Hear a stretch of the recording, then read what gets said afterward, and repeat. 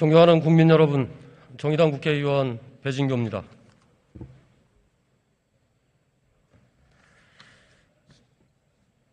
먼저 코로나 발생 2년 반 동안 정부의 방역 지침을 성실히 따르고도 빚만 잔뜩 진 채 일상을 회복하지 못한 소상공인들의 이야기를 먼저 하겠습니다. 국무총리 나와주십시오.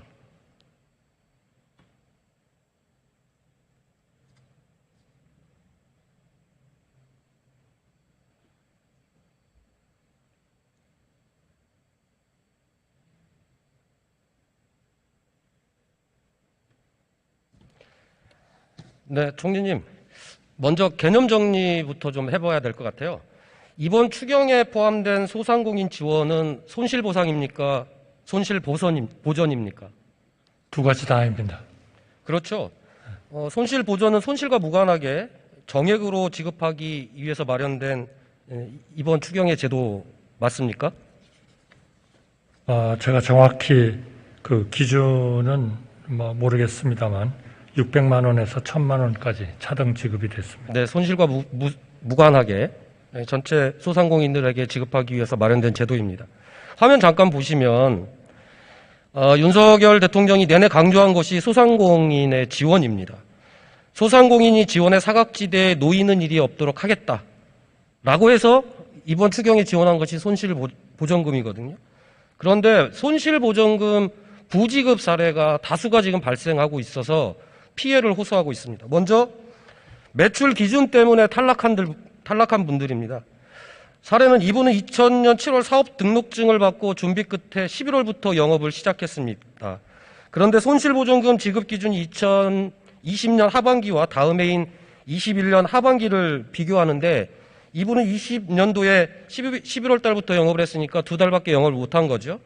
그래서 당연히 21년도 6개월 하반기 매출액보다 당연히 적기 때문에 21년도가 매출이 증가한 걸로 되어 있어서 탈락했습니다.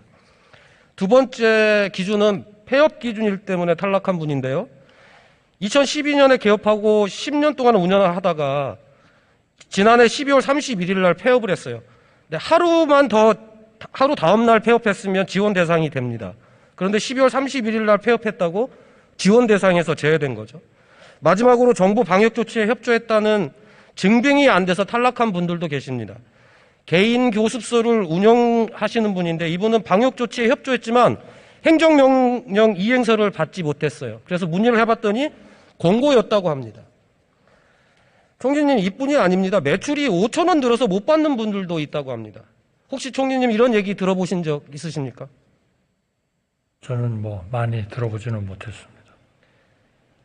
총리님, 누구보다 소통을 강조하고 있는 윤석열 정부입니다. 무엇보다도 윤석열 정부의 첫 번째 우리 소상공인들을 위한 정책 사업인데 총리님께서 이런 서민들, 중소상공인들의 얘기를 아직 못 듣고 계시다라고 하는 부분이 매우 안타깝습니다. 필요하시다면은 제가 중기부 장관으로 하여금 좀 답변을 드리도록 하겠습니다. 중기부 장관님께 제가 질문을 드리려다가 총리님께 이 질문을 드린 이유는 뒤에 설명을 드리겠습니다만 이분들이 중기부 장관 또 담당자 만나자고 그렇게 호소를 해도 안 만나준다는 거예요. 그래서 제가 오늘 총리님을 불러서 이 얘기를 드리는 겁니다.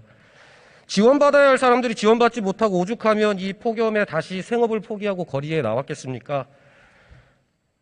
정의당은 기본적으로 이 문제를 해결하기 위해서 손실보상법을 제대로 만드는 것이 필요하다고 계속 주장을 했는데 결국 제대로 된 손실보상법을 만들지 못한 이유가 있습니다. 그래서 아까 총리께 말씀드린 사례들에 대해서 폐업일, 매출 비교 기준, 행정명령 이행세 등 사각이 있는지 다시 한번 살펴봐 주시기를 부탁드리겠습니다. 그렇게 하시겠습니까? 네, 개선 필요사항이 있는지 살펴보겠습니다. 네, 앞선 화면에서 보셨다시피 사각지대에 놓여 있는 분들이 제발 좀 만나달라고 요청드리고 있습니다. 그런데 중기벤처부 장관님 만나기가 어렵다고 하네요. 면담을 신청해도 강간무소식이라고 합니다. 우리 중기벤처부 장관님 또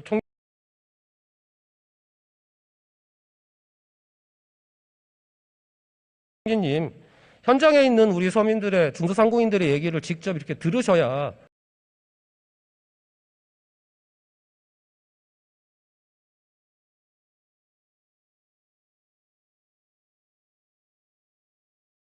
이런 문제들을 해결하실 수 있지 않겠습니까? 꼭 만나 주시겠습니까? 물론 저한테 오면 제가 만나겠고요. 네, 총리님 면담 신청하도록 하겠습니다. 중기부에 실제로 이 일을 담당하는 분을 만나서 서로 좀 논의를 해보는 게 더 도움이 되지 않을까 싶습니다만, 제가 만나라고 하신다면 제가 만나겠습니다.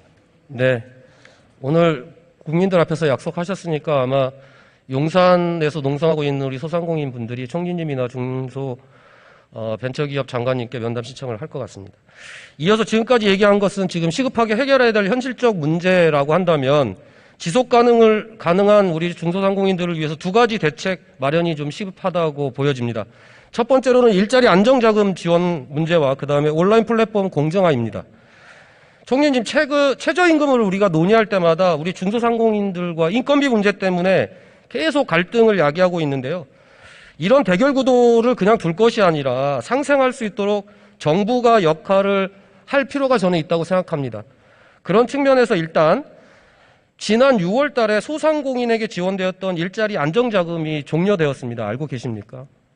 네, 알고 있습니다. 그런데 이제 막 재기를 하려는 우리 소상공인들에게는 경기 침체라고 하는 위기가 지금 닥쳐오고 있습니다.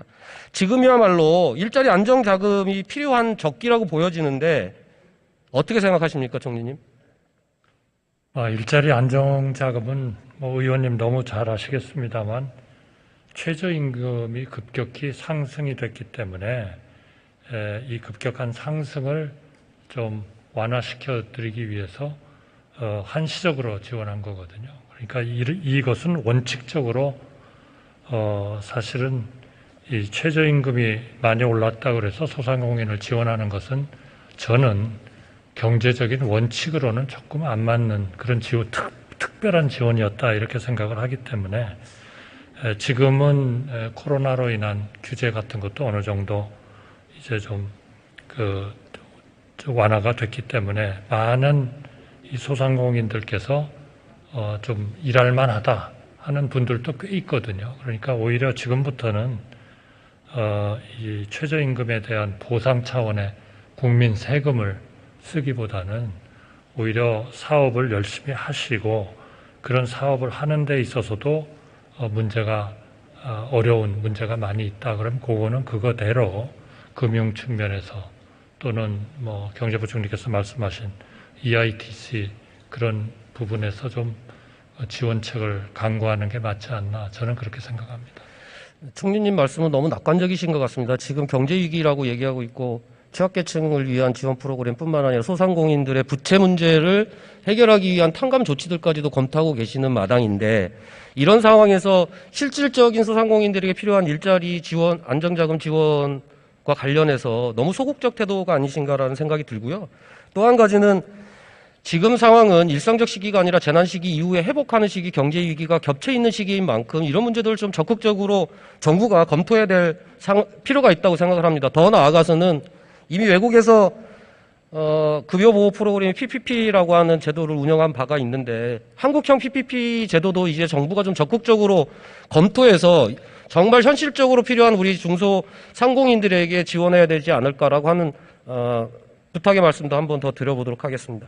다음 화면 보시면 미국이나 EU 등 주요 선진국의 추세가 플랫폼이 독점으로 귀결될 것을 우려하고 있습니다. 그래서 미 의회에서는 플랫폼 방독점 패키지 법안을 미 하원에서 통과를 시켰고요.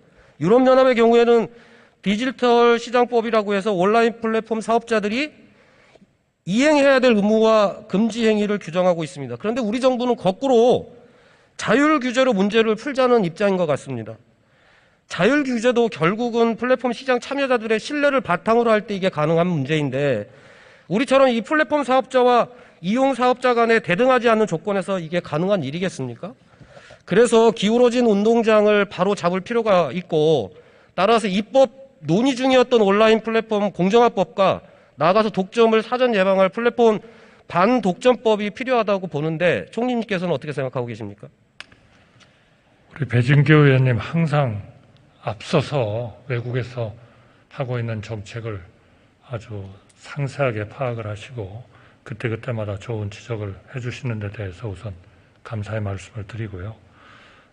현재 상황은 방금 말씀하신 대로 이런 자율규제 상황을 좀 보아가면서 일종의 공정한 좀 플랫폼 생태계를 좀 조성할 필요가 있겠다, 이런 생각은 하고 있습니다.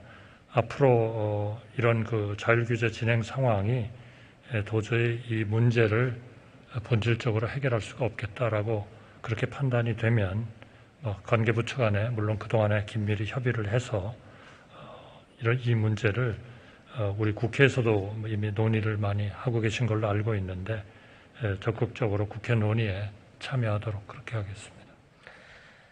네, 다음 질문 드리도록 하겠습니다. 다음은 민생대책 관련 질인데요. 화면 보시겠습니다. 최근 남유럽, 북유럽 등등 해서 기후 위기가 다가오고 있습니다. 지난주 우리 질병관리청이 집계한 5년 질환 환자는 805명으로 같은 기간 436명에 비해서 2배 가까이 늘었더라고요. 이미 7월 5일까지 5명의 사망자가 발생을 했습니다. 총리님이 생각하실 때 폭염이 발생하면 누가 가장 큰 피해를 볼 거라고 생각하십니까? 글쎄요, 아무래도 야외 작업자라든지 논밭에서 일하시는 고령 작업자, 그리고 노숙인, 독거노인 이런 분들이 아닐까 싶습니다. 네, 맞습니다. 여름의 폭염과 겨울 한파를 걱정하는 경제 취약계층, 죽을 것 같은 날씨에도 일해야 하는 우리 야외 노동자들, 국민의 먹거리를 지키는 농민과 어민들, 그리고 고된 일자리를 채우고 있는 이주 노동자들이죠. 이들에게 기후위기는 또 생명과 직결되는 바로 눈앞에 와 있는 위기이자 바로 내일의 걱정입니다. 총리님, 코로나와 경제 위기, 기후 위기까지 복합적 위기가 발생하고 있는데 윤석열 정부 들어서 지난 정부와 다르게 추진 중인 혹시 폭염 대책이 있으십니까? 예, 지난 5월 13일 날 범정부 폭염 종합 대책을 관계부처 합동으로 마련한 바가 있습니다. 현재 추진 중인 것으로 그렇게 알고 있습니다. 네, 그런데 정부 대책 중에 좀 보완해야 될 것들이 있는 것 같습니다. 보시면 취약계층 에너지 바우처 지원 사업의 경우에 원래 87만 가구에서 117만 가구까지 대상을 확대했는데 총 기초생활수급 가구가 170만 가구예요. 53만 가구가 대상 자체에 못 들어가 있는 거죠. 이유는 온열 질환에 취약한 국민이 아니다라는 겁니다. 그러니까 대상을 확대하는 건 좋은데 이런 식으로 수급자 중에 일부를 지원만 하다 보면 별도로 또 신청도 받아야 되고 대상이 되는지 안 되는지도 구분을 해야 하기 때문에 불필요한 행정적 사회적 비용이 발생된다는 겁니다. 그래서 수급자면 대상자다, 이렇게 대상을 명확히 부여하면 이런 불필요한 비용도 없앨 수 있고, 그렇기 때문에 170만 기초생활수급 전체 가구로 대상하는 것을 고려할 필요가 있지 않겠나 생각하는데 어떠십니까?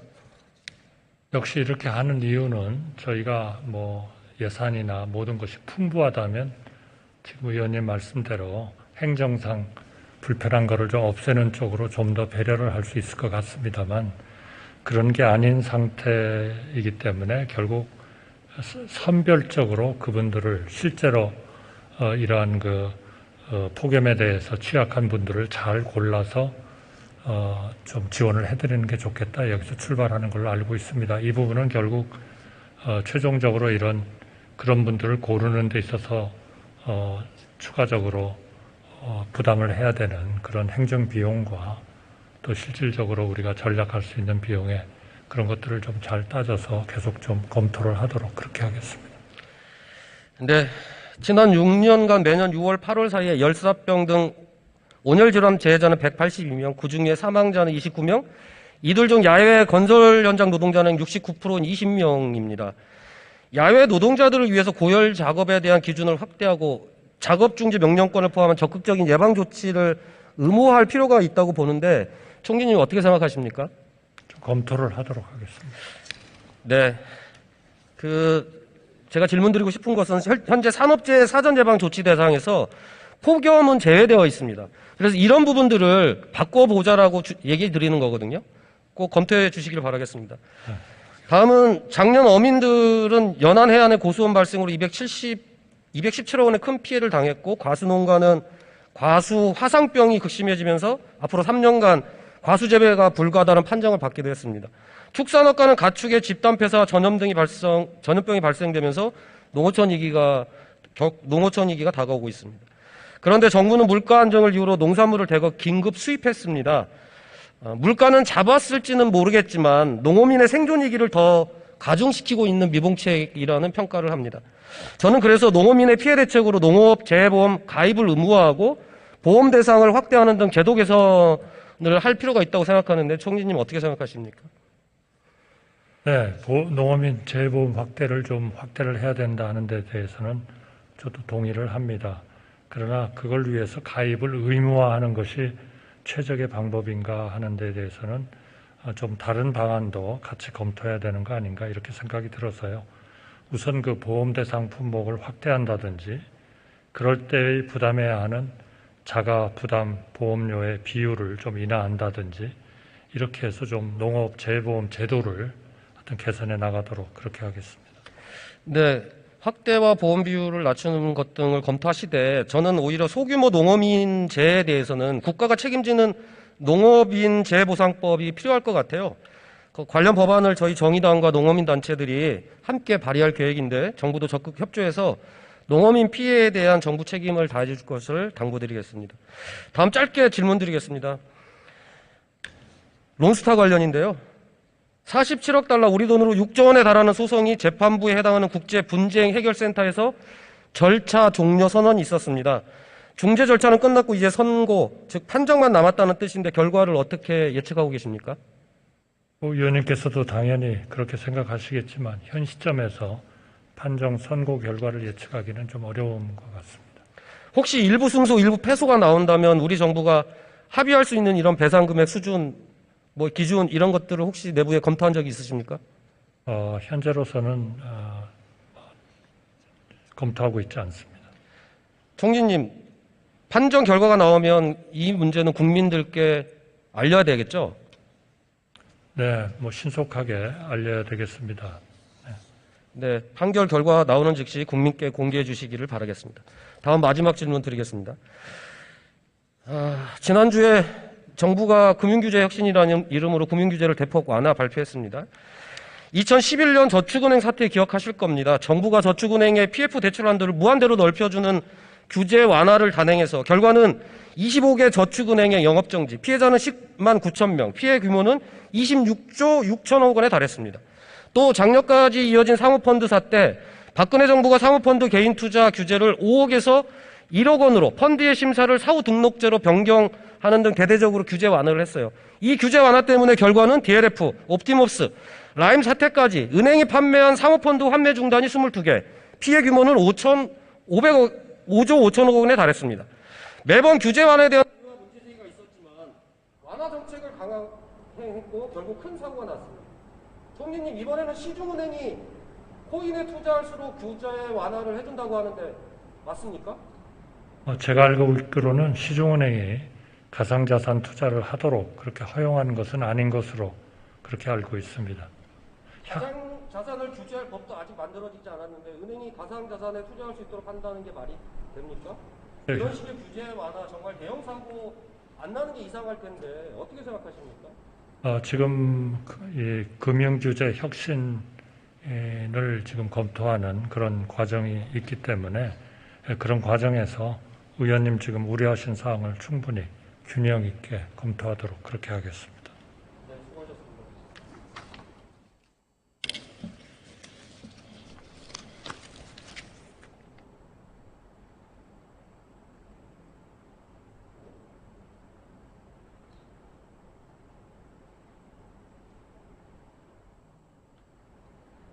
결국 이런 규제 완화는 제2의 저축은행, 제2의 사모펀드 어쩌면 그와 비교도 안 되는 더 큰 피해가 발생할 수 있습니다. 이뿐만 아닙니다. 일반 회사가 금융회사를 가질 수 없도록 했던 금산분리 원칙을 뒤흔들고 있습니다. 인터넷 전문은행으로 규제에 구멍을 내놓고 이제는 그 규제독을 무너뜨리겠다고 하고 있어요. 이대로라면 얼마 지나지 않아 SK은행, 삼성은행 나오지 말란 법 없습니다. 이 모든 규제 완화의 종국에는 재벌 대기업들에게 은행업을 허가하려는 것이라는 주장이 현실이 되고 있는 것이 아닌지 굉장히 우려스럽습니다. 대체 누구를 위한 규제 완화입니까? 금융규제 완화 전면적으로 재검토해 주십시오. 재검토하지 않으면 이후 발생할 모든 피해 책임은 윤석열 정부가 전적으로 져야 할 것입니다. 경청해 주셔서 감사합니다.